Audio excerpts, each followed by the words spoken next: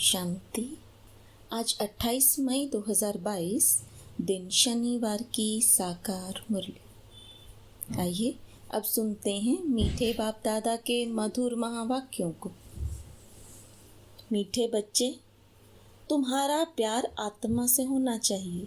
चलते फिरते अभ्यास करो, मैं आत्मा हूँ, आत्मा से बात करता हूँ, मुझे कोई बुरा काम नहीं करना है।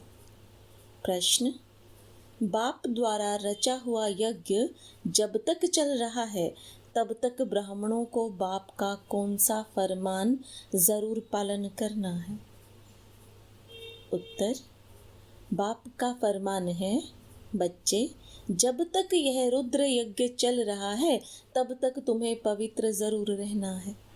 तुम ब्रह्मा के बच्चे, ब्रह्मा कुमार कुमारी कभी विकार में नहीं जा सकते। अगर कोई इस फरमान की अवज्ञा करते हैं तो बहुत कड़े दंड के भागी बन जाते हैं। अगर किसी में क्रोध का भी भूत है तो वह ब्राह्मण नहीं। ब्राह्मणों को देही अभिमानी रहना है, कभी विकार के वशीभूत नहीं होना है। गीत, ओ दूर के मुसाफिर। ओम शांति। दूर के मुसाफिर को तुम ब्राह्मणों के बिगर कोई भी मनुष्य मात्र जानते नहीं हैं। बुलाते हैं, हे परम धाम में निवास करने वाले परम पिता परमात्मा आओ।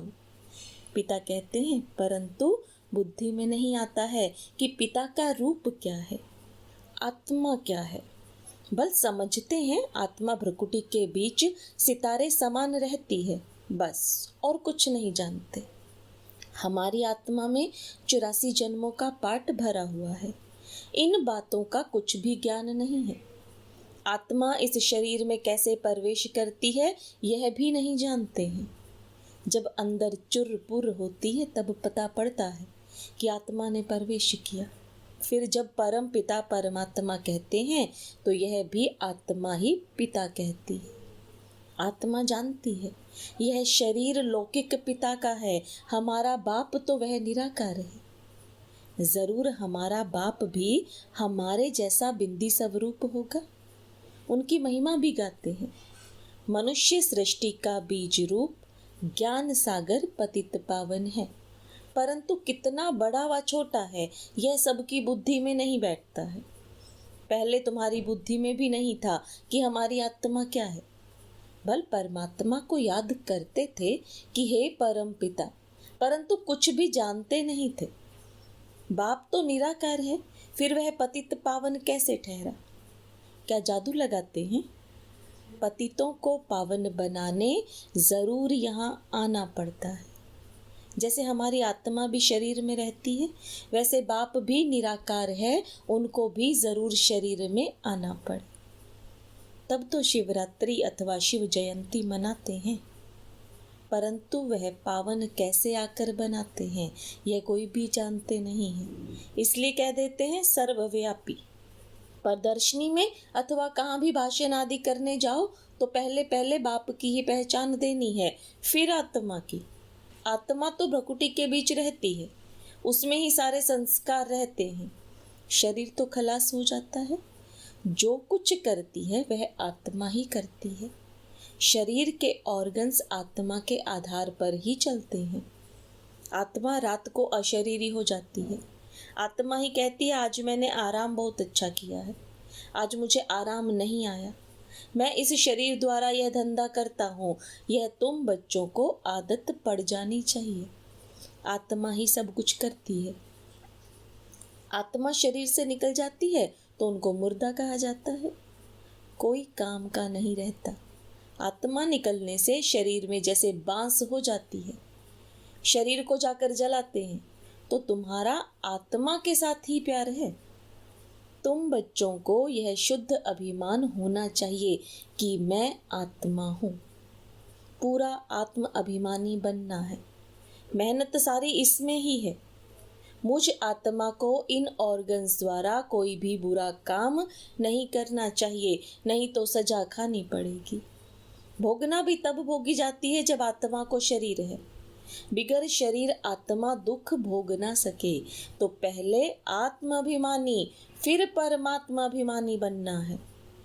मैं परम पिता परमात्मा की संतान हूँ। कहते भी हैं कि परमात्मा ने हमको पैदा किया है। वह रचयिता है, परंतु वह रचता कैसे है कोई भी नहीं जानते हैं। अभी तुम जानते हो कि परम पिता परमात्मा नई दुनिया की कैसे स्थापना करते हैं, पुरानी दुनिया में रहते हैं। देखो कैसी युक्ति है, उन्होंने तो परले दिखा दी। कहते हैं पीपल के पत्ते पर एक बालक आया, फिर बालकी तो दिखाते नहीं। इसको कहा जाता है अज्ञान। कहते हैं भगवान ने शास्त्र बनाए, व्यास भगवान तो हो ना सके। भगवान शास्त्र बैठ लिखते हैं क्या? उनके लिए तो गाया हुआ है, वह सब शास्त्रों का सार समझाते हैं। बाकी इन वेद शास्त्र पढ़ने से कोई का भी कल्याण नहीं हो सकता। समझो ब्रह्म ज्ञानी है, समझते हैं ब्रह्म में लीन हो जाएंगे।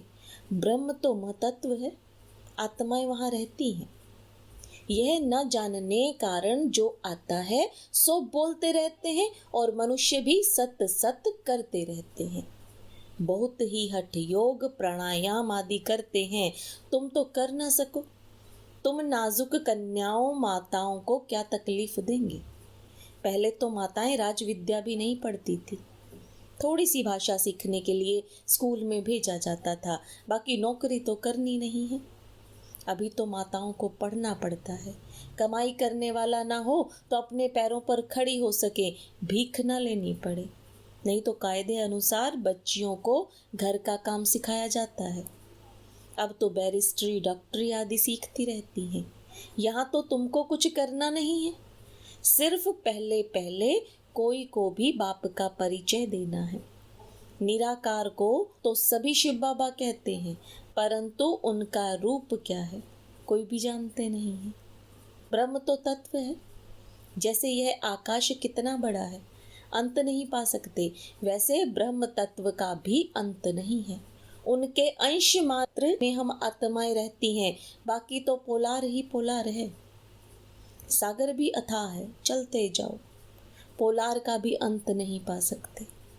कोशिश करते हैं ऊपर जाने की, परंतु जाते जाते उनका सामान ही खुट जाता है। वैसे ही महतत्व भी बहुत बड़ा है, वहां जाकर कुछ ढूंढने की दरकार नहीं है। वहां आत्माओं को यह विचार करने की भी दरकार नहीं। ढूंढने से फायदा ही क्या होगा? समझो स्टार्स में जाकर दुनिया ढूंढते हैं, परंतु फायदा ही क्या है? वहां कोई बाप को पाने का रास्ता नहीं है। भक्त भक्ति करते हैं भगवान को पाने के लिए, तो उनको भगवान मिलता है। वह मुक्ति जीवन मुक्ति देते हैं। ढूंढना भगवान को होता है, ना कि पोलार को, जहां से कुछ मिलता नहीं। कितना गवर्नमेंट का खर्चा होता है, यह भी ऑलमाइटी गवर्नमेंट है। पांडव और कौरव दोनों को ताज नहीं दिखाते हैं, बाप आकर तुमको सब बातें समझाते हैं। जबकि तुम इतनी सब नॉलेज पाते हो तो तुमको बहुत खुश रहना चाहिए। तो हमको पढ़ाने वाला बेहद का बाप है। तुम्हारी आत्मा कहती है हम पहले सो देवी देवता थे, बहुत सुखी थे, पुण्य आत्मा थे। इस समय हम पाप आत्मा बन पड़े हैं, क्योंकि यह रावण राज्य है, यह रावण की मत पर है। तुम हो ईश्वरीय मत पर। रावण भी गुप्त है तो ईश्वर भी गुप्त है। अभी ईश्वर तुमको मत दे रहे हैं। रावण कैसे मत देते हैं? रावण का कोई रूप तो है नहीं, यह तो रूप धरते हैं। रावण के तो सभी रूप हैं। जानते हैं हमारी आत्मा में 5 विकार हैं। हम आसुरी मत पर चल रहे हैं। मेल फीमेल दोनों में 5 विकार हैं। यह सब बातें मनुष्य की बुद्धि में तब बैठेंगी जब वह जानेंगे कि हमको पढ़ाने वाला निराकार परम पिता परमात्मा है। परमात्मा निराकार है। जब वह साकार में आवे तब तो हम ब्राह्मण बने। बाप भी रात को ही आता है। शिवरात्रि सो ब्रह्मा की रात्रि हो गई, ब्रह्मा द्वारा ही ब्राह्मण बनेंगे। यज्ञ में ब्राह्मण जरूर चाहिए। ब्राह्मणों को जब तक यज्ञ संभालना है तब तक पवित्र रहना है। जिस्मानी ब्राह्मण भी जब यज्ञ रचते हैं तो विकार में नहीं जाते, भल हैं विकारी, परंतु यज्ञ रचने समय विकार में नहीं जाएंगे। जैसे तीर्थों पर जाते हैं तो जब तक तीर्थ पर रहते हैं विकार में नहीं जाते हैं। तुम ब्राह्मण भी यज्ञ में रहते हो, फिर अगर कोई विकार में जाते हैं तो बड़े पाप आत्मा बन पड़ते हैं। यज्ञ चल रहा है तो अंत तक तुमको पवित्र रहना है। ब्रह्मा के बच्चे, ब्रह्मा कुमार कुमारियां कब विकार में नहीं जा सकते। बाप ने फरमान किया है तुम कब विकार में नहीं जाना, नहीं तो बहुत दंड के भागी बन जाएंगे। विकार में गया तो सत्यानाश हुई। वह ब्रह्मा कुमार कुमारी नहीं परंतु शूद्र मल्लेच्छ हैं। बाबा हमेशा पूछते हैं तुमने पवित्र रहने की प्रतिज्ञा की है। अगर बाप से प्रतिज्ञा कर ब्राह्मण बन फिर विकार में गए तो चंडाल का जन्म पाएंगे। यहाँ वैश्या जैसा गंदा जन्म कोई होता नहीं। यह है ही वैशाल्य। दोनों एक दो को विष पिलाते हैं। बाबा कहते हैं माया भल कितने भी संकल्प लावे परंतु नंगन नहीं होना है। कई तो जबरदस्ती भी नंगन करते हैं। बच्चियों को ताकत कम रहती है, पवित्रता के साथ चलन भी बहुत अच्छी चाहिए। चलन खराब है तो वह भी काम के नहीं। लौकिक माँ बाप में विकार हैं तो बच्चे भी माँ बाप से ही सीखते हैं। तुमको पारलौकिक बाप तो यह शिक्षा नहीं देते। बाप तो देही अभिमानी बनाते हैं, कभी क्रोध नहीं करना। उसी समय तुम ब्राह्मण नहीं चांडाल हो, क्योंकि क्रोध का भूत है। भूत मनुष्य को दुख देते हैं। बाप कहते हैं ब्राह्मण बनकर कोई शैतानी काम नहीं करना है। विकार में जाने से यज्ञ को तुम अपवित्र बनाते हो, इसमें बड़ी खबरदारी रखनी है। ब्राह्मण बनना कोई मासी का घर नहीं है। यज्ञ में कोई गंध नहीं करना है। 5 विकारों में से कोई भी विकार न हो। ऐसे नहीं क्रोध किया तो हर्जा नहीं।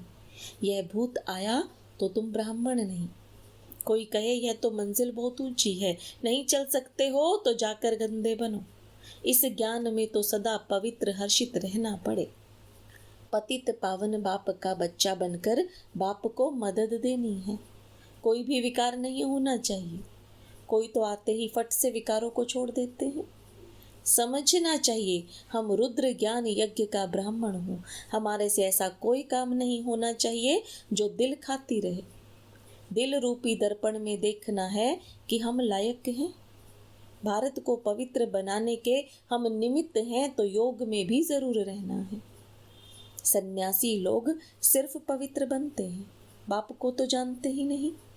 हठ योग आदि बहुत करते हैं, पाते कुछ भी नहीं। तुम जानते हो बाप आए हैं शांति धाम में ले जाने लिए। हम आत्माएं वहाँ की निवासी हैं। हम सुख धाम में थे, अब दुख धाम में हैं। अभी है संगम। यह सिमरन चलता रहे तो भी सदा मुस्कुराते रहे। जैसे देखो यह अंगना बच्चा अर्थात बेंगलोर का सदैव मुस्कुराता रहता है। बाबा कहने से ही खुशी में भरपूर हो जाता है। इनको खुशी है हम बाबा के बच्चे हैं। जो भी मिले उनको ज्ञान देते रहो। हाँ, कोई हंसी भी उड़ाएगा, कोई नई बात नहीं है। कोई भी नहीं जानते कि भगवान आकर पढ़ाते हैं। कृष्ण तो कभी आकर पढ़ाते नहीं है। अच्छा, मीठे मीठे सिखिलदे बच्चों प्रति माता पिता बाप दादा का याद प्यार और गुड मॉर्निंग। रूहानी बाप की रूहानी बच्चों को नमस्ते। रूहानी बच्चों की रूहानी बाप दादा को याद प्यार गुड मॉर्निंग और नमस्ते। धारणा के लिए मुख्य सार। रुद्र ज्ञान यज्ञ का ब्राह्मण बनकर ऐसा कोई काम नहीं करना है जो दिल को खाता रहे। कोई भी भूत के वशीभूत नहीं होना है।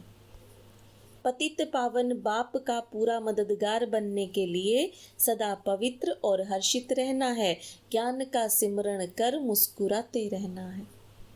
वरदान। चित्त की प्रसन्नता द्वारा दुआओं के विमान में उड़ने वाले संतुष्ट मणि भव। संतुष्ट मणि उन्हें कहा जाता है जो स्वयं से, सेवा से और सर्व से संतुष्ट हो। तपस्या द्वारा संतुष्टता रूपी फल प्राप्त कर लेना, यही तपस्या की सिद्धि है। संतुष्ट मणि वह है जिसका चित्त सदा प्रसन्न हो। प्रसन्नता अर्थात दिल दिमाग सदा आराम में हो, सुख चैन की स्थिति में हो। ऐसी संतुष्ट मणियां स्वयं को सर्व की दुआओं के विमान में उड़ता हुआ अनुभव करेंगी। स्लोगन: सच्चे दिल से दाता विधाता वरदाता को राजी करने वाले ही रूहानी मौज में रहते हैं। ओम शांति।